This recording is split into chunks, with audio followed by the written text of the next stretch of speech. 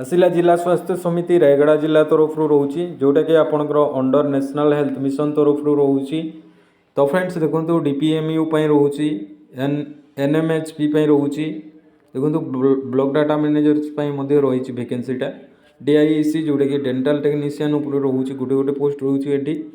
Then देखो आईयूएसएमओ रोचे आपंकर 8टी रोचे देन ये 9टी रोचे आयुर्वेदिक एंड होमियोपैथी रोचे कोलोकेटेड यूनिट आईयूएसएमओ रोचे यहाँ होमियोपैथी एंड आयुर्वेदिक रोचे ये 12टी रोचे ये 16टी रोचे। तो फ्रेंड्स देखो यही रोचे आपंकर एप्लिकेशन फॉर्म ये एप्लिकेशन फॉर्म सब फिलअप करके आपंकर डिटेल्स सब अटैच करके आपण मैंने रजिस्टर पोस्ट बा स्पीड पोस्ट मध्यम आपण मानक एप्लाई करने को पड़ो जोटा कि आपंकर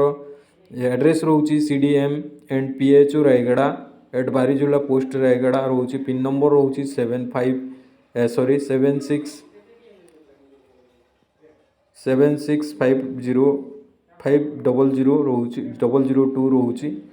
आपंकर 25 जुलाई सुधा स्पीड पोस्ट बा रजिस्टर पोस्ट मध्यम सेंड करने को पड़ो।